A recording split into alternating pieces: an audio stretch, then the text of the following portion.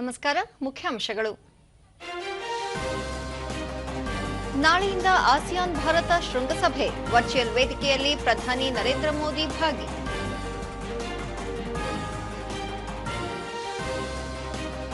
ನ್ಯಾಯಯುತ ಹಾಗೂ ಪಾರದರ್ಶಕ ಮಾರುಕಟ್ಟೆ ವ್ಯವಸ್ಥೆ ಬಲವರ್ಧನೆಗೆ ಕ್ರಮ, ಗ್ರಾಹಕ ಕೇಂದ್ರಿತ ವಾತಾವರಣ ಸೃಷ್ಟಿಗೆ ಸರ್ಕಾರ ಬದ್ಧ, ಸಚಿವ ಪ್ರಹ್ಲಾದ್ ಜೋಶಿ. ಗ್ರಾಮೀಣ ಜಲಮೂಲಗಳ ಸಂರಕ್ಷಣೆಗೆ ಆದ್ಯತೆ, ಪಂಚಾಯಿತಿ ಮಟ್ಟದಲ್ಲಿ ನೀರಿದ್ದರೆ ನಾಳೆ ಯೋಜನೆ ಜಾರಿ, ಮುಖ್ಯಮಂತ್ರಿ ಸಿದ್ದರಾಮಯ್ಯ. ಹಾಗೂ ಆಸ್ಟ್ರೇಲಿಯಾ ವಿರುದ್ಧ 3ನೇ ಏಕದಿನ ಕ್ರಿಕೆಟ್, 9 ವಿಕೆಟ್ ಅಂತರದಲ್ಲಿ ಭಾರತಕ್ಕೆ ಭರ್ಜರಿ ಗೆಲುವು.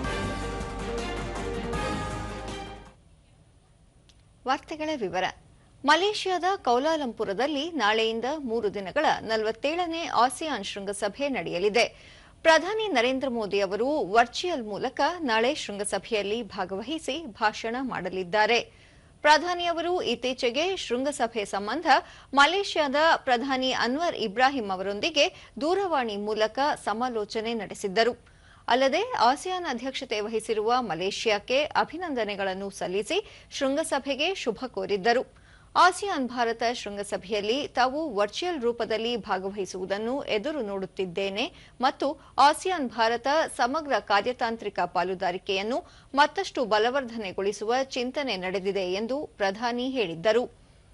ಪ್ರಧಾನಿ ನರೇಂದ್ರ ಮೋದಿ ಅವರ ಪ್ರತಿನಿಧಿಯಾಗಿ ವಿದೇಶಾಂಗ ವ್ಯವಹಾರಗಳ ಸಚಿವ ಡಾ ಎಸ್ ಜೈಶಂಕರ್ ಶೃಂಗಸಭೆಯಲ್ಲಿ ಭಾಗವಹಿಸಲಿದ್ದಾರೆ. ಶೃಂಗಸಭೆಯಲ್ಲಿ ಇಂಡೋ ಪೆಸಿಫಿಕ್ ಪ್ರಾಂತ್ಯದಲ್ಲಿ ಶಾಂತಿ, ಸ್ಥಿರತೆ, ಸಮೃದ್ಧಿ ಕುರಿತು ಹಾಗೂ ಪ್ರಾದೇಶಿಕ ಮತ್ತು ಅಂತಾರಾಷ್ಟ್ರೀಯ ಬೆಳವಣಿಗೆಗಳ ಕುರಿತು ಸಮಾಲೋಚನೆ ನಡೆಯಲಿದೆ.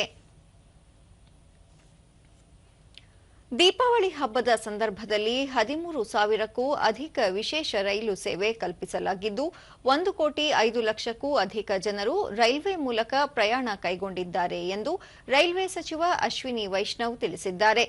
ದೆಹಲಿಯಲ್ಲಿ ಅವರು ಪ್ರಸ್ತುತ ನಡೆಯುತ್ತಿರುವ ಹಬ್ಬಗಳ ಅಂತ್ಯದಲ್ಲಿ ಸುಮಾರು 2 ಕೋಟಿಗೂ ಅಧಿಕ ಜನ ರೈಲ್ವೆಯಲ್ಲಿ ಪ್ರಯಾಣಿಸುವ ನಿರೀಕ್ಷೆಯಿದೆ. ದೀಪಾವಳಿ ಮತ್ತು ಛತ್ ಹಬ್ಬದ ಪ್ರಯುಕ್ತ ದೇಶಾದ್ಯಂತ ಜನರ ಸಂಚಾರಕ್ಕೆ ಹೆಚ್ಚಿನ ಅನುಕೂಲ ಮಾಡಿಕೊಡಲಾಗಿದೆ ಎಂದು ಹೇಳಿದರು. ರೈಲು ಸಂಚಾರಕ್ಕೆ ಹೆಚ್ಚಿನ ಸುರಕ್ಷತಾ ಕ್ರಮಗಳನ್ನು ಕೈಗೊಳ್ಳಲಾಗಿದ್ದು, ಅಪಘಾತಗಳ ಸಂಖ್ಯೆಯಲ್ಲಿ ಇಳಿಕೆಯಾಗಿದೆ. 10 ವರ್ಷಗಳ ಹಿಂದೆ ವಾರ್ಷಿಕ 170ಕ್ಕೂ ಹೆಚ್ಚು ಅಪಘಾತಗಳು ಸಂಭವಿಸುತ್ತಿದ್ದವು. 2024-25ನೇ ಸಾಲಿನಲ್ಲಿ 31 ಅಪಘಾತಗಳು ಸಂಭವಿಸಿವೆ ಎಂದು ಮಾಹಿತಿ ನೀಡಿದರು. ವಾರ್ಷಿಕ ಸುಮಾರು 4,000 ಕಿಲೋಮೀಟರ್ ರೈಲ್ವೆ ಹಳಿಗಳ ನಿರ್ಮಾಣ ಮಾಡಲಾಗುತ್ತಿದ್ದು, ಆಧುನಿಕ ಸೌಲಭ್ಯಕ್ಕೆ ಆದ್ಯತೆ ನೀಡಲಾಗಿದೆ ಎಂದು ತಿಳಿಸಿದರು. ಮುಂದಿನ 2 ವರ್ಷಗಳಲ್ಲಿ ಮೊಬೈಲ್ ಫೋನ್ ಬಿಡಿಭಾಗಗಳನ್ನು ಸಂಪೂರ್ಣ ದೇಶೀಯವಾಗಿ ಉತ್ಪಾದನೆ ಮಾಡಲಾಗುವುದು. ಸಿಸಿಟಿವಿ ಸೇರಿದಂತೆ ವಿವಿಧ ಸಲಕರಣೆಗಳ ಚಿಪ್ಗಳ ಉತ್ಪಾದನೆ ಸಹ ದೇಶದಲ್ಲಿ ಆರಂಭವಾಗಿದೆ. ಸರ್ವರ್ ಸೇರಿದಂತೆ ಉನ್ನತ ಕಾರ್ಯಕ್ಷಮತೆಯ ಇಂಧನ ಸಾಮರ್ಥ್ಯದ ಮೈಕ್ರೋ ಪ್ರೊಸೆಸರ್ ಅಭಿವೃದ್ಧಿಗೆ ಸರ್ಕಾರ 200 ಕೋಟಿ ರೂಪಾಯಿಗೂ ಅಧಿಕ ಹೂಡಿಕೆ ಮಾಡಲಿದೆ ಎಂದು ತಿಳಿಸಿದರು. ಬಿಹಾರದಲ್ಲಿ ಮೊದಲ ಹಂತದ ವಿಧಾನಸಭಾ ಚುನಾವಣಾ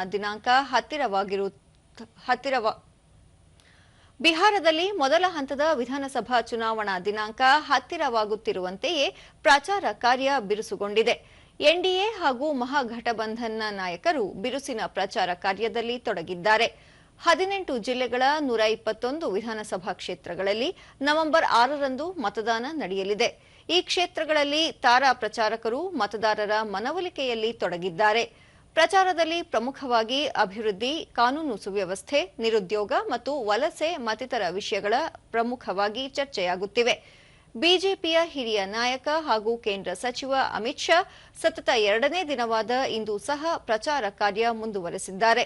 ಜೆಡಿಯು ರಾಷ್ಟ್ರೀಯ ಅಧ್ಯಕ್ಷ ಮತ್ತು ಮುಖ್ಯಮಂತ್ರಿ ನಿತೀಶ್ ಕುಮಾರ್ ಬುಸ್ಸಾರ್ ಜಿಲ್ಲೆಯ ದುಮಾರೋನ್ ಮತ್ತು ಪಾಟ್ನಾ ಜಿಲ್ಲೆಯ ರಾಮಕೃಷ್ಣ ನಗರದಲ್ಲಿ ಪ್ರಚಾರ ಸಭೆ ನಡೆಸಿದರು. ಹಿಂದೂಸ್ತಾನಿ ಆವಾಮಿ ಮೋರ್ಚಾ ಮುಖ್ಯಸ್ಥ ಜಿತಿನ್ ರಾಮ್ ಮಾಂಝಿ ಮಾದೇಪುರ, ಸಹರ್ಸಾ ಮತ್ತು ದರ್ಬಾಂಗ್ದಲ್ಲಿ ಪ್ರತ್ಯೇಕ ಪ್ರಚಾರ ಸಭೆಗಳಲ್ಲಿ ಪಾಲ್ಗೊಂಡಿದ್ದರು. ಮತ್ತೊಂದೆಡೆ ಆರ್ಜೆಡಿ ನಾಯಕ ತೇಜಸ್ವಿ ಪ್ರಸಾದ್ ಯಾದವ್ ಮತ್ತು ವಿಕಾಸಶೀಲ ಇನ್ಸಾನ್ ಪಕ್ಷದ ಮುಖ್ಯಸ್ಥ ಮುಖೇಶ್ ಸಹಾನಿ ಪಾಟ್ನಾದ ಹಲವು ಕಡೆಗಳಲ್ಲಿ ಪ್ರಚಾರ ಸಭೆ ನಡೆಸಿದರು.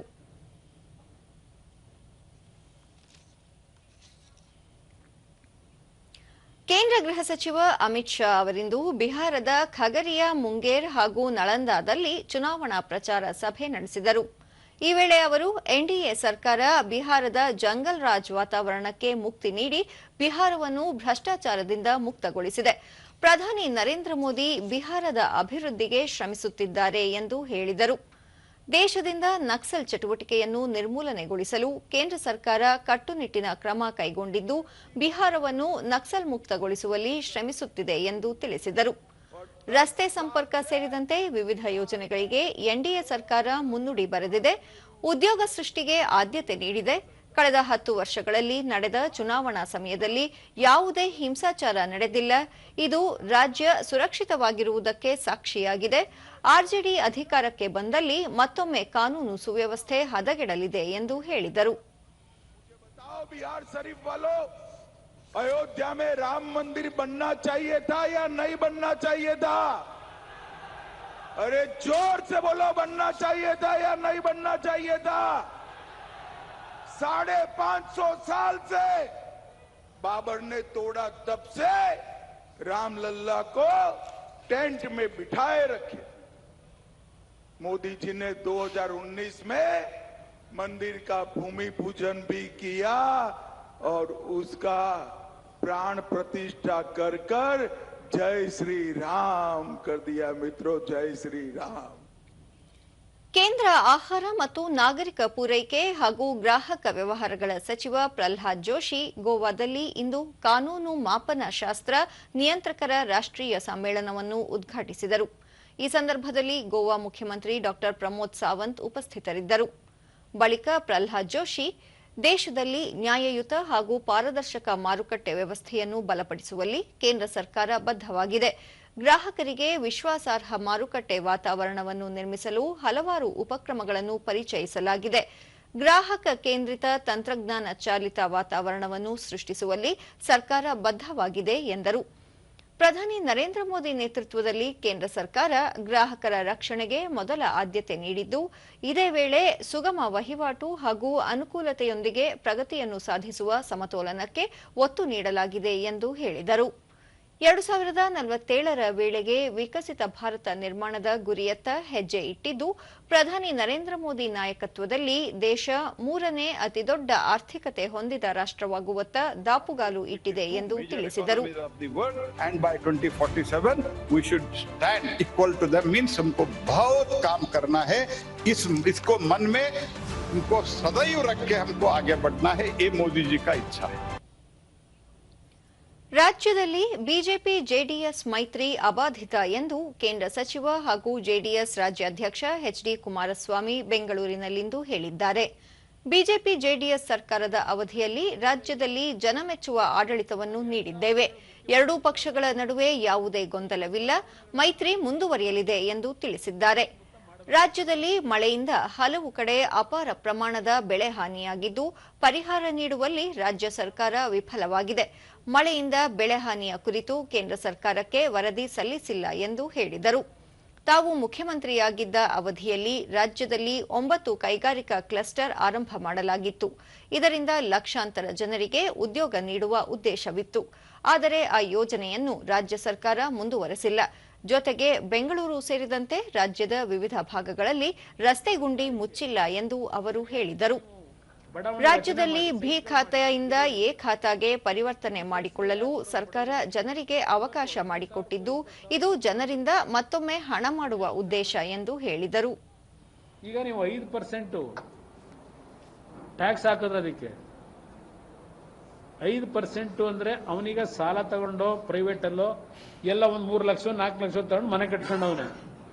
ಈಗ ನೀನು ಎ ಖಾತಾ ಮಾಡ್ಕೊಡ್ತೀವಿ, ಪರಿವರ್ತನೆ ಮಾಡ್ಕೊಡ್ತೀವಿ, ದುಡ್ಡು ಕಟ್ಟು ಅಂತ 5% ಹಾಕಿ 3-4 ಲಕ್ಷ ರೂಪಾಯಿ ದುಡ್ಡು ಕಟ್ಟಬೇಕು ಅಂದ್ರೆ ಆ 3-4 ಲಕ್ಷ ಕಟ್ಟಕ್ಕೆ ಮತ್ತಿನ್ನೊಂದು ಸಾಲ ಮಾಡಬೇಕು ಅವನು. ಇದು ಪರಿಸ್ಥಿತಿ.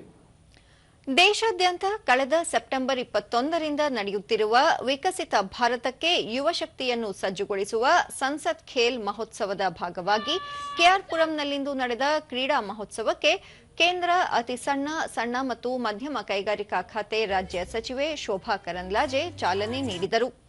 ಹಿರಿಯ ನಾಗರಿಕರಿಗಾಗಿ badminton, tug of war, lemon and spoon ಸೇರಿದಂತೆ ವಿವಿಧ ಸ್ಪರ್ಧೆಗಳನ್ನು ಆಯೋಜಿಸಲಾಗಿತ್ತು.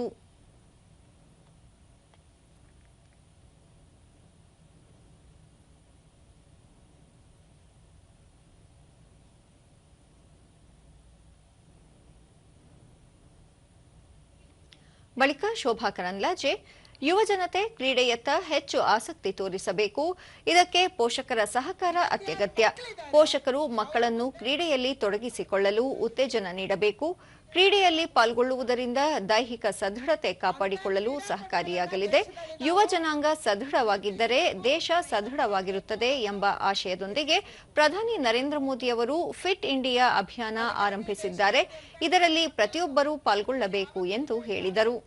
ಅದನ್ನು ಗುರುತಿಸುವಂತ, ಅವರನ್ನ ತಯಾರಿಸುವಂತ, ಅವರಿಗೆ ಒಳ್ಳೆ ಕೋಚ್ಗಳ ಮೂಲಕ ತರಬೇತಿ ಕೊಡಿಸುವಂತ, ಆರ್ಥಿಕ ನೆರವನ್ನು ನೀಡುವಂತ ಮತ್ತು ಮುಂದಿನ 2036ಕ್ಕೆ ಅವರನ್ನು ತಯಾರು ಮಾಡುವಂತ, ಮಾನಸಿಕವಾಗಿ ಮತ್ತು ದೈಹಿಕವಾಗಿ ಮತ್ತು ಕ್ರೀಡಾ ಭಾವನೆಯಿಂದ ತಯಾರು ಮಾಡುವಂತ ಒಂದು ಕೆಲಸಕ್ಕೆ ಕೇಂದ್ರ ಸರ್ಕಾರ ಈಗಾಗಲೇ ಕೈ ಹಾಕಿದೆ. ಸಣ್ಣ ನೀರಾವರಿ ಇಲಾಖೆಯ ಮಹತ್ವಾಕಾಂಕ್ಷಿ ನೀರಿದ್ದರೆ ನಾಳೆ ಯೋಜನೆಯನ್ನು ಜಾರಿಗೆ ತರಲು ರಾಜ್ಯ ಸರ್ಕಾರ ಮುಂದಾಗಿದ್ದು, ಇದರಿಂದ ಗ್ರಾಮೀಣ ಭಾಗದಲ್ಲಿ ಅಂತರ್ಜಲ ವೃದ್ಧಿಗೆ ನೆರವಾಗಲಿದೆ ಎಂದು ಮುಖ್ಯಮಂತ್ರಿ ಸಿದ್ದರಾಮಯ್ಯ ಹೇಳಿದ್ದಾರೆ. ಈ ಕುರಿತು ಸಾಮಾಜಿಕ ಜಾಲತಾಣದಲ್ಲಿ ಮಾಹಿತಿ ಹಂಚಿಕೊಂಡಿರುವ ಅವರು, ನೀರಿದ್ದರೆ ನಾಳೆ ವಿಶೇಷ ಪರಿಕಲ್ಪನೆ ಮೂಲಕ ನೀರಿನ ಮಹತ್ವ ತಿಳಿಸುವುದು, ರಾಜ್ಯದ ಜಲಮೂಲಗಳನ್ನು ಸಂರಕ್ಷಣೆ ಮಾಡುವುದು, ಜಲ ಸಂರಕ್ಷಣೆಯಲ್ಲಿ ನಾಗರಿಕರನ್ನು ಪಾಲುದಾರರನ್ನಾಗಿ ಮಾಡುವ ಉದ್ದೇಶ ಹೊಂದಲಾಗಿದೆ ಎಂದು ತಿಳಿಸಿದರು. ಮೊದಲ ಹಂತದಲ್ಲಿ 27 ತಾಲೂಕುಗಳ 525 ಅಂತರ್ಜಲ ಬಳಕೆ ಗ್ರಾಮ ಪಂಚಾಯಿತಿಗಳಲ್ಲಿ ಈ ಯೋಜನೆಯನ್ನು ಅನುಷ್ಠಾನಕ್ಕೆ ತರಲಾಗುತ್ತಿದೆ. ಈ ಪೈಕಿ ಕಲ್ಯಾಣ ಕರ್ನಾಟಕ ಭಾಗದ 100ಕ್ಕೂ ಹೆಚ್ಚು ಗ್ರಾಮ ಪಂಚಾಯಿತಿಗಳಲ್ಲಿ ಸಣ್ಣ ನೀರಾವರಿ ಇಲಾಖೆ ಮತ್ತು ಕಲ್ಯಾಣ ಕರ್ನಾಟಕ ಪ್ರದೇಶಾಭಿವೃದ್ಧಿ ಮಂಡಳಿ ವತಿಯಿಂದ 2025-26ನೇ ಸಾಲಿನಲ್ಲಿ 200 ಕೋಟಿ ವೆಚ್ಚದಲ್ಲಿ ಅಂತರ್ಜಲ ಅಭಿವೃದ್ಧಿ ಯೋಜನೆಯನ್ನು ರೂಪಿಸಲಾಗಿದೆ ಎಂದು ಹೇಳಿದರು. ಮುಂದಿನ ಪೀಳಿಗೆಯ ಭವಿಷ್ಯಕ್ಕಾಗಿ ನೀರಿದ್ದರೆ ನಾಳೆ ಪರಿಕಲ್ಪನೆ ಉಪಯುಕ್ತವಾಗಿದ್ದು, ಸುಂದರ ಹಾಗೂ ಸುಭದ್ರ ನಾಳೆಗಳ ಖಾತರಿಗಾಗಿ ಈ ಅಭಿಯಾನದಲ್ಲಿ ಎಲ್ಲರೂ ಪಾಲ್ಗೊಳ್ಳೋಣ ಎಂದು ಮನವಿ ಮಾಡಿದ್ದಾರೆ. ರಾಜ್ಯದ ಜಲಮೂಲಗಳ ಸಂರಕ್ಷಣೆಗೆ ಯೋಜನೆ ರೂಪಿಸುವುದು, ನಾಗರಿಕರನ್ನು ನೀರಿನ ಸಂರಕ್ಷಣೆಯ ಅಭಿಯಾನದಲ್ಲಿ ಪಾಲುದಾರರನ್ನು ರೂಪಿಸಲಾಗಿದೆ. ನೀರಿದ್ದರೆ ನಾಳೆ ಯೋಜನೆಯ ಮೂಲಕ ರಾಜ್ಯದಲ್ಲಿರುವ ಜಲಮೂಲಗಳ ಸಮಗ್ರ ನಿರ್ವಹಣೆಯಲ್ಲಿ ಪಾರದರ್ಶಕತೆ ಮತ್ತು ನೀರಿದ್ದರೆ ನಾಳೆ ಎಂಬ ಪರಿಕಲ್ಪನೆಯು ಮುಂದಿನ ಪೀಳಿಗೆಯ ಭವಿಷ್ಯಕ್ಕಾಗಿ. ಮೈಸೂರು ಜಿಲ್ಲಾಡಳಿತ ಆಯೋಜಿಸಿದ್ದ ಆಹಾರ ಮಳಿಗೆಯನ್ನು ರಾಜ್ಯದ ಆಹಾರ, ನಾಗರಿಕ ಸರಬರಾಜು ಮತ್ತು ಗ್ರಾಹಕ ವ್ಯವಹಾರಗಳ ಸಚಿವ ಕೆಎಚ್ ಮುನಿಯಪ್ಪ ಇಂದು ಉದ್ಘಾಟಿಸಿದರು. ಈ ವೇಳೆ ಜಿಲ್ಲಾ ಉಸ್ತುವಾರಿ ಸಚಿವ ಡಾ ಎಚ್.ಸಿ. ಮಹದೇವಪ್ಪ, ಜಿಲ್ಲಾಧಿಕಾರಿ ಲಕ್ಷ್ಮೀಕಾಂತ್ ರೆಡ್ಡಿ ಸೇರಿದಂತೆ ಇಲಾಖೆಯ ಹಿರಿಯ ಅಧಿಕಾರಿಗಳು ಉಪಸ್ಥಿತರಿದ್ದರು. ಇದೇ ಸಂದರ್ಭದಲ್ಲಿ ಆಹಾರ ಭದ್ರತೆ, ಆಹಾರ ಸಾಮಗ್ರಿಗಳ ಸಮರ್ಪಕ ಬಳಕೆ, ರೈತರ ಕಲ್ಯಾಣ ಸೇರಿದಂತೆ ವಿವಿಧ ವಿಷಯಗಳ ಕುರಿತು ಮೇಳದಲ್ಲಿ ವಸ್ತು ಪ್ರದರ್ಶನ ಹಮ್ಮಿಕೊಳ್ಳಲಾಗಿತ್ತು.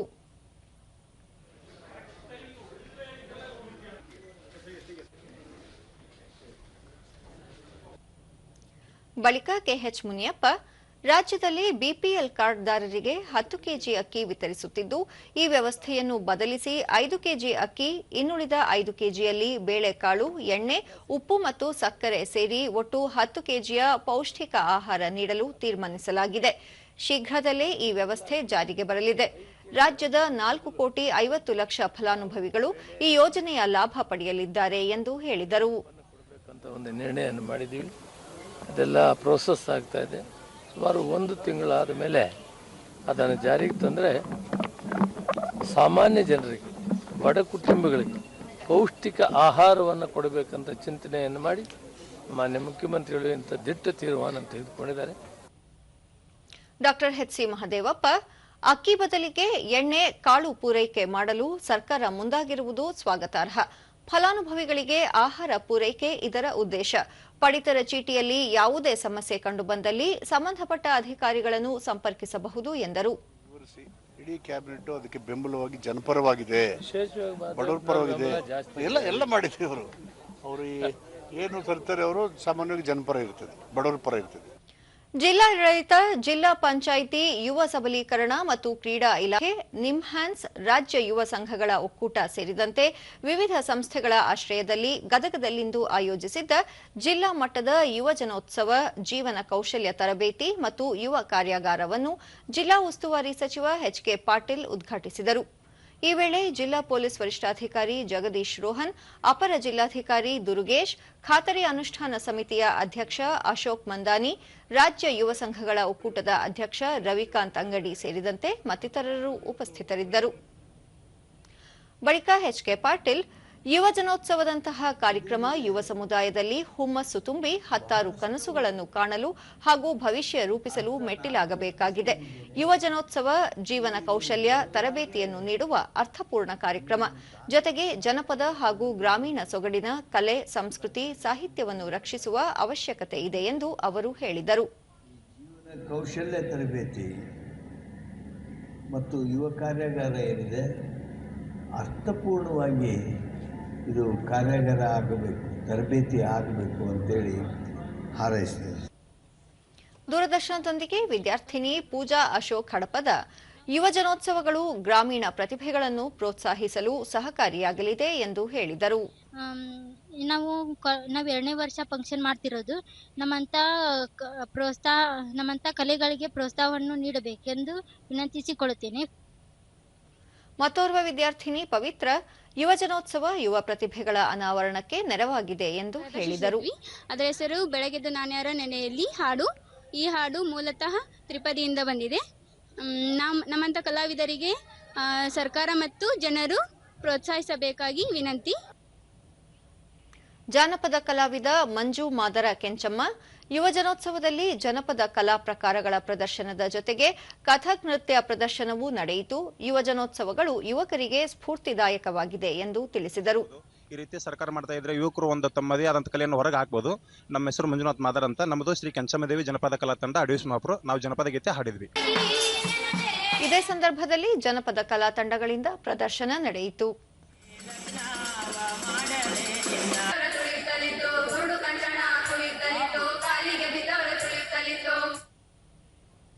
ಪಿಎಂ ಇ-ಡ್ರೈವ್ ಯೋಜನೆಯಡಿ ಚಿಕ್ಕಮಗಳೂರು ಜಿಲ್ಲೆಯಾದ್ಯಂತ ವಿದ್ಯುತ್ ಚಾಲಿತ ಚಾರ್ಜಿಂಗ್ ಕೇಂದ್ರಗಳನ್ನು ಸ್ಥಾಪಿಸಲಾಗುತ್ತಿದ್ದು, ಶುದ್ಧ ಮತ್ತು ಹಸಿರು ರಾಷ್ಟ್ರದ ನಿರ್ಮಾಣಕ್ಕೆ ಇದು ಪೂರಕವಾಗಿದೆ. ದೇಶಾದ್ಯಂತ 73,000 ವಿದ್ಯುತ್ ಚಾಲಿತ ಕೇಂದ್ರಗಳನ್ನು ಸ್ಥಾಪಿಸಲಾಗುತ್ತಿದ್ದು, ಪ್ರತಿ ಚಾರ್ಜಿಂಗ್ ಸ್ಟೇಷನ್ ನಿರ್ಮಾಣ ಮಾಡಲು ಕೇಂದ್ರ ಸರ್ಕಾರ ಶೇಕಡಾ 80ರಿಂದ 100ರಷ್ಟು ಸಹಾಯಧನ ನೀಡುತ್ತಿದೆ. ಈ ಹಿನ್ನೆಲೆಯಲ್ಲಿ ಚಿಕ್ಕಮಗಳೂರು ಜಿಲ್ಲೆಯಲ್ಲಿ ಸುಮಾರು 20ಕ್ಕೂ ಅಧಿಕ ಚಾರ್ಜಿಂಗ್ ಕೇಂದ್ರಗಳನ್ನು ಆರಂಭಿಸಲಾಗಿದೆ.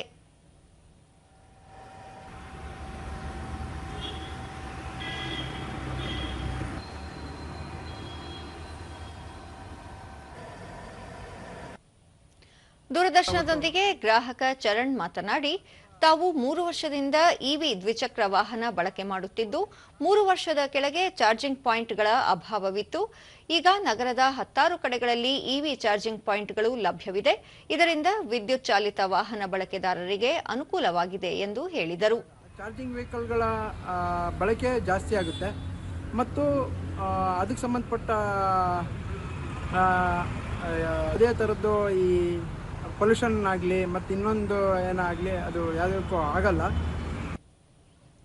ಚಾರ್ಜಿಂಗ್ ಕೇಂದ್ರದ ಸಿಬ್ಬಂದಿ ರೇವಿನ್ ಮೋಸೆಸ್, ನಮ್ಮ ಕೇಂದ್ರದಲ್ಲಿ 2 ಚಾರ್ಜಿಂಗ್ ವ್ಯವಸ್ಥೆ ಇದ್ದು, ಇದರಿಂದ ಪ್ರವಾಸಿಗರಿಗೆ ಹಾಗೂ ಸ್ಥಳೀಯ ಎಲೆಕ್ಟ್ರಿಕ್ ಕಾರುಗಳ ಮಾಲೀಕರಿಗೂ ಅನುಕೂಲವಾಗಲಿದೆ ಎಂದು ಹೇಳಿದರು. ಚೆಕ್ಕಿಂಗ್ ಆದ್ಮೇಲೆ ಅವ್ರು ಚಾರ್ಜಿಂಗ್ ಸ್ಟೇಷನ್ ಯೂಸ್ ಮಾಡ್ಕೊಂಡು ಗಾಡಿ ಚಾರ್ಜಿಗೆ ಹಾಕಿ ಜಸ್ಟ್ ನೈಟ್ ಹೊತ್ತಲ್ಲ ಫುಲ್ ಚಾರ್ಜಿಂಗ್ ಬಿಟ್ಟರೆ ಅಥವಾ ಒಂದು 7 hours ಎಷ್ಟೊತ್ತು ಬೇಕು ಅವರಿಗೆ ಬಿಟ್ಟು ಆಮೇಲೆ ಅವ್ರದ್ದು ಚಾರ್ಜಿಂಗ್ ಸ್ಟೇಷನ್ ರಿಮೂವ್ ಮಾಡಿದ್ರೆ ಜಸ್ಟ್ 2 ಚಾರ್ಜಿಂಗ್ ಸ್ಟೇಷನ್ ಇದೆ, 2 ಕಾರ್ ಚಾರ್ಜ್ ಆಗ್ಬೋದು. ಆಧುನಿಕ ಜಗತ್ತಿನಲ್ಲಿ ತಂತ್ರಜ್ಞಾನದ ಅಭಿವೃದ್ಧಿಯಿಂದಾಗಿ ಕೃಷಿ ವಲಯದಲ್ಲಿ ಮಹತ್ತರ ಬದಲಾವಣೆ ಕಂಡುಬರುತ್ತಿದೆ. ಹೆಚ್ಚು ಇಳುವರಿ ಹಾಗೂ ಅಧಿಕ ಲಾಭ ಗಳಿಸುವ ನಿಟ್ಟಿನಲ್ಲಿ ಕಾರ್ಪೊರೇಟ್ ಫಾರ್ಮಿಂಗ್ ನೆಡೆ ಜನರು ಮುಖ ಮಾಡುತ್ತಿದ್ದಾರೆ. ಸಾಂಪ್ರದಾಯಿಕ ಕೃಷಿ ಪದ್ಧತಿ ಕಣ್ಮರೆಯಾಗುತ್ತಿದೆ. ದೇಶೀಯ ತಳಿಗಳು ಮಾಯವಾಗಿ ಹೈಬ್ರಿಡ್ ತಳಿಗಳು ಮಾರುಕಟ್ಟೆಗೆ ದಾಳಿ ಇಟ್ಟಿವೆ. ಅಳಿವಿನಂಚಿನಲ್ಲಿರುವ ದೇಶೀಯ ತಳಿಗಳನ್ನು ಸಂರಕ್ಷಿಸುವ ಅಗತ್ಯ ಕಂಡುಬರುತ್ತಿದೆ. ಉತ್ತರ ಕನ್ನಡ ಜಿಲ್ಲೆಯ ರೈತನೋರ್ವ ಈ ನಿಟ್ಟಿನಲ್ಲಿ ಕಾರ್ಯೋನ್ಮುಖರಾಗಿದ್ದಾರೆ. ಅಳಿವಿನಂಚಿನಲ್ಲಿರುವ ಅಪರೂಪದ ದೇಶೀಯ ಭತ್ತದ ತಳಿಗಳನ್ನು ಸಂರಕ್ಷಿಸಿ ಮುಂದಿನ ಪೀಳಿಗೆಗೆ ಉಳಿಸಿಕೊಡುವ ಕಾರ್ಯದಲ್ಲಿ ಮಗ್ನರಾಗಿದ್ದಾರೆ. ಈ ಕುರಿತು ವಿಶೇಷ ವರದಿ ಇಲ್ಲಿದೆ. ಮೀನುಗಾರಿಕೆಗೆ ಹೆಸರುವಾಸಿಯಾಗಿರುವ ಉತ್ತರ ಕನ್ನಡ ಜಿಲ್ಲೆ ಭತ್ತದ ಬೆಳೆಗೂ ಜನಪ್ರಿಯವಾಗಿದೆ. ವಿಶೇಷವೆಂದರೆ ನಶಿಸಿ ಹೋಗುತ್ತಿರುವ ಅನೇಕ ಸಾಂಪ್ರದಾಯಿಕ ಭತ್ತದ ತಳಿಗಳು ಇಲ್ಲಿ ಇನ್ನೂ ಜೀವಂತವಾಗಿವೆ. ಇಲ್ಲಿನ ಬಹುತೇಕ ರೈತರು ಇಂದಿಗೂ ಸಾವಯವ ಕೃಷಿ, ಸಾಂಪ್ರದಾಯಿಕ ತಳಿಗಳನ್ನು ಅವಲಂಬಿಸಿರುವುದು ವಿಶೇಷ ಸಂಗತಿ. ಇದಕ್ಕೆ ಪ್ರತ್ಯಕ್ಷ ನಿದರ್ಶನ ಕುಮಟಾ ತಾಲೂಕಿನ ಕಾಗಾಲ ಗ್ರಾಮದ ರೈತ ನಾಗರಾಜ ಮೋಹನ ನಾಯ್ಕ. ಕಳೆದ 15 ವರ್ಷಗಳಿಂದ ಸುಮಾರು 600 ಬಗೆಯ ಅಪರೂಪದ ಸಾಂಪ್ರದಾಯಿಕ ಭತ್ತದ ತಳಿಗಳನ್ನು ಸಂರಕ್ಷಿಸುವಲ್ಲಿ ಅವರು ಸಫಲರಾಗಿದ್ದಾರೆ. ದೇಶದ ನಾನಾ ಭಾಗಗಳಿಗೆ ಭೇಟಿ ನೀಡಿ ಅಳಿವಿನಂಚಿನಲ್ಲಿರುವ ದೇಶೀಯ ತಳಿಗಳನ್ನು ತಂದು ಸಾವಯವ ಕೃಷಿ ಮೂಲಕ ಸಂರಕ್ಷಿಸುವ ಕಾರ್ಯದಲ್ಲಿ ತೊಡಗಿದ್ದಾರೆ. ಕಗ್ಗ, ಕರಿ ಭತ್ತ, ಬಿಳೆ ಭತ್ತ, ಲಾವಣ್ಯ, ಮುಗದ್, ಮೌದಾಮಣಿ, ರಕ್ತಸಾಲಿ, ಗಂಧಸಾಲಿ, ಚಿಟಕ, ಹಳಗ, ಅಂಬೆಮೊಹರ್, ಡಾಂಬಾರಸಾಲಿ ಸೇರಿದಂತೆ ಔಷಧೀಯ ಗುಣವಿರುವ ಭತ್ತ, ಕಡಿಮೆ ನೀರು, ಆಳ ನೀರು ಹಾಗೂ ಉಪ್ಪು ನೀರಿನಲ್ಲಿ ಬೆಳೆಯಲ್ಪಡುವ ಭತ್ತ, ಕಡಿಮೆ ಅವಧಿಯಲ್ಲಿ ಫಲ ನೀಡುವ ಭತ್ತ ಸೇರಿದಂತೆ 100 ಅಪರೂಪದ ತಳಿಗಳನ್ನು ಇವರ ಗದ್ದೆಯಲ್ಲಿ ಕಾಣಬಹುದಾಗಿದೆ.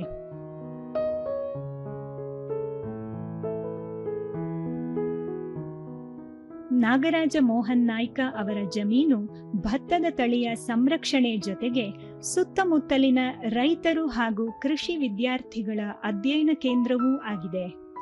ಇವರ ಅಪರೂಪದ ಹಾಗೂ ಮಾದರಿ ಕಾರ್ಯಕ್ಕೆ ಅನೇಕ ಸಂಘ ಸಂಸ್ಥೆಗಳು ಪ್ರಶಸ್ತಿ ಪುರಸ್ಕಾರಗಳನ್ನು ನೀಡಿ ಗೌರವಿಸಿವೆ. ಕೇಂದ್ರ ಸರ್ಕಾರದ ಇನ್ನೋವೇಟಿವ್ ಫಾರ್ಮರ್ ಪ್ರಶಸ್ತಿಗೂ ನಾಗರಾಜ ಮೋಹನ್ ನಾಯ್ಕ ಭಾಜನರಾಗಿದ್ದಾರೆ. ದೂರದರ್ಶನದೊಂದಿಗೆ ನಾಗರಾಜ ಮೋಹನ್ ನಾಯ್ಕ ಪ್ರಾಥಮಿಕ ಶಿಕ್ಷಣ ಹಂತದಲ್ಲೇ ಅಜ್ಜನಿಂದ ಪ್ರೇರಣೆ ಪಡೆದು ಕೃಷಿ ಚಟುವಟಿಕೆಯಲ್ಲಿ ತೊಡಗಿಕೊಂಡಿರುವುದಾಗಿ ತಿಳಿಸಿದರು. ದೇಶೀಯ ಭತ್ತದ ತಳಿ, ಸಾಂಪ್ರದಾಯಿಕ ಕೃಷಿಯನ್ನು ಸಂರಕ್ಷಿಸಿ ಮುಂದಿನ ಪೀಳಿಗೆಗೆ ನೀಡಬೇಕು ಎಂಬ ಉದ್ದೇಶದಿಂದ ಈ ಕೆಲಸ ಮಾಡುತ್ತಿರುವುದಾಗಿ ಹೇಳಿದರು. ಈ ಕ್ಷೇತ್ರದಲ್ಲಿ ಏನಾದರೂ ಸಾಧನೆ ಮಾಡಲಿಕ್ಕೆ ಹೊರಟಿ ಈಗಾಗಲೇ ಕಗ್ಗ ಭತ್ತವನ್ನು ಕೂಡ ಸಂರಕ್ಷಣೆ ಮಾಡಿ 600ಕ್ಕಿಂತಲೂ ಹೆಚ್ಚಿನ ಭತ್ತ ತಳಿಗಳನ್ನು ಸಂರಕ್ಷಣೆ ಮಾಡಿ ಅದನ್ನು ಮುಂದಿನ ಜನರೇಷನ್ಗೆ ಇಟ್ಟು ಹೋಗುವಂಥ ದೃಷ್ಟಿಯಲ್ಲಿ ನಮ್ಮ ಗಾಳಿ, ನಮ್ಮ ಮಣ್ಣು, ನಮ್ಮ ನೀರು, ನಮ್ಮ ಅಜ್ಜ ನಮಗೆ ಹೇಗೆ ಬಿಟ್ಟು ಹೋದ್ರೆ ಹಾಗೆ ನಮ್ಮ ಮುಂದಿನ ಜನರೇಷನ್ ಕೂಡ ಬಿಟ್ಟು ಹೋಗುವಂಥ ದೃಷ್ಟಿಯಲ್ಲಿ ನಾನು ಕೆಲಸ ಮಾಡ್ತಿದ್ದೆ. ಸ್ಥಳೀಯ ರೈತ ದಿವಾಕರ ಅಘನಾಶಿನಿ ನಾಗರಾಜ ಅವರು ಸ್ನಾತಕೋತ್ತರ ಪದವೀಧರರಾಗಿದ್ದರೂ ಕೃಷಿಯಿಂದ ಬದುಕು ಕಟ್ಟಿಕೊಳ್ಳುವ ಮೂಲಕ ಮಾದರಿಯಾಗಿದ್ದಾರೆ. ಕೃಷಿಯಿಂದ ರಾಷ್ಟ್ರ ಮಟ್ಟದಲ್ಲೂ ಗುರುತಿಸಿಕೊಳ್ಳಬಹುದೆಂಬ ಸಂದೇಶವನ್ನು ಯುವ ಜನತೆಗೆ ನೀಡಿದ್ದಾರೆ ಎಂದರು. ಪದವೀಧರರಾದಂಥ ಇವರು ಕೃಷಿಯನ್ನು ಆಯ್ಕೆ ಮಾಡಿಕೊಂಡು ಕೃಷಿಯಿಂದ ಬದುಕನ್ನು ಕಟ್ಟಿಕೊಳ್ಬಹುದು ಅನ್ನೋದನ್ನು ಸಾಧಿಸಿ ತೋರಿಸಿದ್ದಾರೆ. ಯುವ ಜನಾಂಗ ಇವತ್ತು ಕೃಷಿಯಿಂದ ವಿಮುಖವಾಗಿ ಪಟ್ಟಣದತ್ತ ಹೋಗ್ತಾ ಇರುವಂಥ ಈ ಸನ್ನಿವೇಶದಲ್ಲಿ ನಾಗರಾಜ್ ನಾಯ್ಕರವರು ಕೃಷಿಯಿಂದನೂ ಸಹ ಬದುಕನ್ನು ಕಟ್ಟಿಕೊಳ್ಬಹುದು, ಕೃಷಿ ಅನ್ನೋದು ತಮ್ಮನ್ನು ರಾಷ್ಟ್ರಮಟ್ಟಕ್ಕೂ ಕೊಂಡೊಯ್ಯುತ್ತದೆ ಅನ್ನೋದನ್ನು ತೋರಿಸಿದ್ದಾರೆ. ಪರಿಸರ ವಿಜ್ಞಾನಿ ಡಾಕ್ಟರ್ ಸುಭಾಷ್ ಚಂದ್ರನ್, ಭತ್ತದ ಉತ್ಪಾದನೆಯಲ್ಲಿ ಪ್ರಸಿದ್ಧಿಯಾಗಿರುವ ನಮ್ಮ ದೇಶದಲ್ಲಿ 1,10,000 ಭತ್ತದ ತಳಿಗಳಿದ್ದವು. ಹಸಿರು ಕ್ರಾಂತಿಯ ನಂತರ ಸಾಂಪ್ರದಾಯಿಕ ತಳಿಗಳು ಮಾಯವಾದವು. ಇಂತಹ ಸಮಯದಲ್ಲಿ 100 ತಳಿಗಳನ್ನು ಸಂರಕ್ಷಿಸಿಕೊಂಡು ಬಂದಿರುವ ನಾಗರಾಜ್ ಅವರ ಕಾರ್ಯ ಶ್ಲಾಘನೀಯ ಎಂದರು. 4-5 ಎಕರೆ ಭೂಮಿಯಲ್ಲಿ 600 ತಳಿಗಳು, ಸ್ಥಳೀಯ ತಳಿಗಳು ಸಂರಕ್ಷಣೆ ಮಾಡಿ ಇಟ್ಟಿದ್ದಾರೆ. ಮತ್ತು ಅವರ ಆ 15 ವರ್ಷದ ಪ್ರಯತ್ನದಿಂದ ಇಷ್ಟೆಲ್ಲ ಒಂದು ಜೀನ್ ಪೂಲ್ ಆಫ್ ರೈಸ್ ಇವತ್ತು ಕುಮಟಾದಲ್ಲಿ ಸಂರಕ್ಷಣೆ ಮಾಡಿ ಇಟ್ಟಿದ್ದಾರೆ. ಇದು ದೊಡ್ಡ ಒಂದು ಅಭಿಮಾನಕರವಾದ ವಿಷಯ ನಮ್ಮ ದೇಶಕ್ಕೆ, ನಮ್ಮ ತಾಲೂಕಿಗೆ. ಅಧಿಕ ಇಳುವರಿ, ತ್ವರಿತ ಬೆಳೆ, ಆಧುನಿಕ ಕೃಷಿ ಪದ್ಧತಿಯಲ್ಲಿ ತೊಡಗಿರುವ ಸಾವಿರಾರು ರೈತರ ನಡುವೆ ಸಾವಯವ ಕೃಷಿ ಮೂಲಕ ನಶಿಸಿ ಹೋಗುತ್ತಿರುವ ತಳಿಗಳ ಸಂರಕ್ಷಣೆಯಲ್ಲಿ ತೊಡಗಿರುವ ನಾಗರಾಜ್ ಮೋಹನ್ ನಾಯ್ಕ ಭಿನ್ನ ಹಾಗೂ ಮಾದರಿ ವ್ಯಕ್ತಿಯಾಗಿ ನಿಲ್ಲುತ್ತಾರೆ.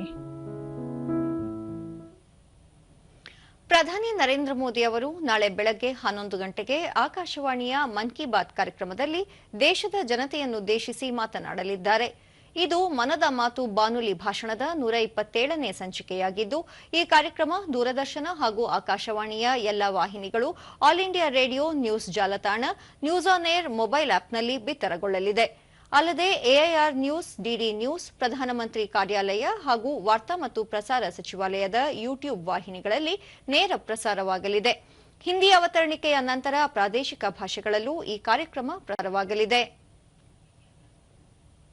ಸಿಡ್ನಿಯಲ್ಲಿ ಇಂದು ನಡೆದ ಭಾರತ ಮತ್ತು ಆಸ್ಟ್ರೇಲಿಯಾ ನಡುವಿನ 3ನೇ ಹಾಗೂ ಅಂತಿಮ ಏಕದಿನ ಕ್ರಿಕೆಟ್ ಪಂದ್ಯದಲ್ಲಿ ಭಾರತ 9 ವಿಕೆಟ್ಗಳ ಭರ್ಜರಿ ಗೆಲುವು ದಾಖಲಿಸಿದೆ.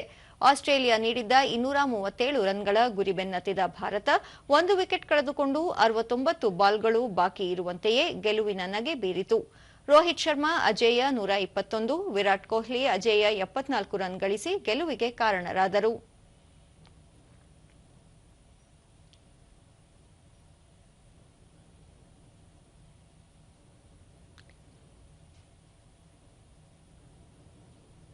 ಇದಕ್ಕೂ ಮುನ್ನ ಟಾಸ್ ಗೆದ್ದು ಮೊದಲು ಬ್ಯಾಟಿಂಗ್ ಮಾಡಿದ ಆಸ್ಟ್ರೇಲಿಯಾ 46.4 ಓವರ್ಗಳಲ್ಲಿ ತನ್ನೆಲ್ಲ ವಿಕೆಟ್ ಕಳೆದುಕೊಂಡು 236 ರನ್ ಗಳಿಸಿತು. ಆಸ್ಟ್ರೇಲಿಯಾ ಪರ ಮ್ಯಾಟ್ ರೆನ್ಶಾ ಅತ್ಯಧಿಕ 56 ರನ್ ಗಳಿಸಿದರು. ಭಾರತದ ಪರ ಹರ್ಷಿತ್ ರಾಣಾ 4, ವಾಷಿಂಗ್ಟನ್ ಸುಂದರ್ 2, ಮೊಹಮ್ಮದ್ ಸಿರಾಜ್, ಪ್ರಸಿದ್ಧ ಕೃಷ್ಣ, ಕುಲ್ದೀಪ್ ಯಾದವ್, ಅಕ್ಸರ್ ಪಟೇಲ್ ತಲಾ 1 ವಿಕೆಟ್ ಪಡೆದರು. 3 ಪಂದ್ಯಗಳ ಸರಣಿಯನ್ನು ಆತಿಥೇಯ ಆಸ್ಟ್ರೇಲಿಯಾ 2-1ರಿಂದ ತನ್ನದಾಗಿಸಿಕೊಂಡಿದೆ. ಈ ನಡುವೆ ವಿರಾಟ್ ಕೊಹ್ಲಿ ಒಟ್ಟಾರೆ 14,225 ರನ್ ಗಳಿಸುವ ಮೂಲಕ ಏಕದಿನ ಕ್ರಿಕೆಟ್ನಲ್ಲಿ ಅತಿ ಹೆಚ್ಚು ರನ್ ಗಳಿಸಿದ 2ನೇ ಆಟಗಾರ ಎನ್ನುವ ಹೆಗ್ಗಳಿಕೆಗೆ ಪಾತ್ರರಾದರು. 18,000ಕ್ಕೂ ಅಧಿಕ ರನ್ ಗಳಿಸಿರುವ ಸಚಿನ್ ತೆಂಡೂಲ್ಕರ್ ಮೊದಲ ಸ್ಥಾನದಲ್ಲಿದ್ದಾರೆ. ರಾಜ್ಯದ ಹವಾಮಾನ ವರದಿ ಇಂತಿದೆ. ರಾಜ್ಯದ ಕರಾವಳಿ ಮತ್ತು ಉತ್ತರ ಒಳನಾಡಿನಲ್ಲಿ ನೈಋತ್ಯ ಮುಂಗಾರು ಚುರುಕು, ದಕ್ಷಿಣ ಒಳನಾಡಿನಲ್ಲಿ ದುರ್ಬಲ, ಕರಾವಳಿ ಮತ್ತು ಉತ್ತರ ಒಳನಾಡಿನ ಬಹುತೇಕ ಕಡೆ ಹಾಗೂ ದಕ್ಷಿಣ ಒಳನಾಡಿನ ಕೆಲ ಪ್ರದೇಶಗಳಲ್ಲಿ ಮಳೆಯಾಗಿದೆ. ಉತ್ತರ ಕನ್ನಡ ಜಿಲ್ಲೆಯ ಕಾರವಾರದಲ್ಲಿ ಅತಿ ಹೆಚ್ಚು 12 ಸೆಂಟಿಮೀಟರ್ ಮಳೆಯಾಗಿದೆ. ಉಳಿದಂತೆ ಗೋಕರ್ಣ 6, ಗದಗ, ಕುಮಟಾ 5, ಅಂಕೋಲ, ದೇವದುರ್ಗ, ಹೊನ್ನಾವರ, ಹುಮ್ನಾಬಾದ್ 4, ಕ್ಯಾಸಲ್ ರಾಕ್, ದೇವರ ಹಿಪ್ಪರಗಿ, ಗುರುಮಿಟ್ಕಲ್, ಇಳಕಲ್, ಜಾಲಹಳ್ಳಿ, ಕದ್ರಾ, ಕಿತ್ತೂರು, ಮುದ್ದೇಬಿಹಾಳ, ಪುತ್ತೂರು, ಸೈದಾಪುರ 3, ಬೀದರ್, ಚಿಕ್ಕೋಡಿ, ಜೋಯಿಡಾ, ಕಲಬುರಗಿ, ಕಳಸ, ಕುಂದಗೋಡ್, ರಾಯಚೂರು, ರಾಂಪುರ ಸೇರಿದಂತೆ ಮತ್ತಿತರ ಕಡೆ 2 ಸೆಂಟಿಮೀಟರ್ ಮಳೆಯಾಗಿದೆ. ಕಲಬುರಗಿಯಲ್ಲಿ ಗರಿಷ್ಠ 31.4 ಡಿಗ್ರಿ ಸೆಲ್ಸಿಯಸ್ ಹಾಗೂ ಮೈಸೂರಿನಲ್ಲಿ ಕನಿಷ್ಠ 19 ಡಿಗ್ರಿ ಸೆಲ್ಸಿಯಸ್ ತಾಪಮಾನ ದಾಖಲು ಸಂಭವ. ಮುನ್ಸೂಚನೆಯಂತೆ ಮುಂದಿನ 7 ದಿನಗಳ ಕಾಲ ರಾಜ್ಯದ ಕೆಲ ಪ್ರದೇಶಗಳಲ್ಲಿ ಗುಡುಗು ಸಹಿತ ಭಾರೀ ಮಳೆಯಾಗುವ ಸಾಧ್ಯತೆ. ಕರಾವಳಿ ತೀರದಲ್ಲಿ ಗಂಟೆಗೆ 40ರಿಂದ 60 ಕಿಲೋಮೀಟರ್ ವೇಗದಲ್ಲಿ ಗಾಳಿ ಬೀಸಲಿದ್ದು ಮೀನುಗಾರರು ಸಮುದ್ರಕ್ಕೆ ಇಳಿಯದಂತೆ ಮುನ್ನೆಚ್ಚರಿಕೆ ನೀಡಲಾಗಿದೆ. ಬೆಂಗಳೂರು ಸುತ್ತಮುತ್ತ ಭಾಗಶಃ ಮೋಡ ಕವಿದ ವಾತಾವರಣ, ಹಗುರ ಮಳೆ ಸಂಭವ. ಗರಿಷ್ಠ 28, ಕನಿಷ್ಠ 20 ಡಿಗ್ರಿ ಸೆಲ್ಸಿಯಸ್ ತಾಪಮಾನ ದಾಖಲು ನಿರೀಕ್ಷೆ. ಕೊನೆಯಲ್ಲಿ ಮತ್ತೊಮ್ಮೆ ಮುಖ್ಯಾಂಶಗಳು. ನಾಳೆಯಿಂದ ಆಸಿಯಾನ್ ಭಾರತ ಶೃಂಗಸಭೆ, ವರ್ಚುವಲ್ ವೇದಿಕೆಯಲ್ಲಿ ಪ್ರಧಾನಿ ನರೇಂದ್ರ ಮೋದಿ ಭಾಗಿ.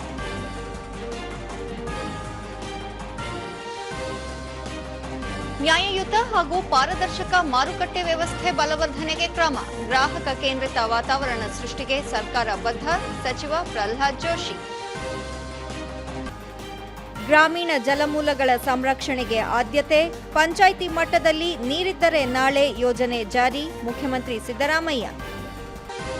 ಹಾಗೂ ಆಸ್ಟ್ರೇಲಿಯಾ ವಿರುದ್ಧ 3ನೇ ಏಕದಿನ ಕ್ರಿಕೆಟ್, 9 ವಿಕೆಟ್ ಅಂತರದಲ್ಲಿ ಭಾರತಕ್ಕೆ ಭರ್ಜರಿ ಗೆಲುವು.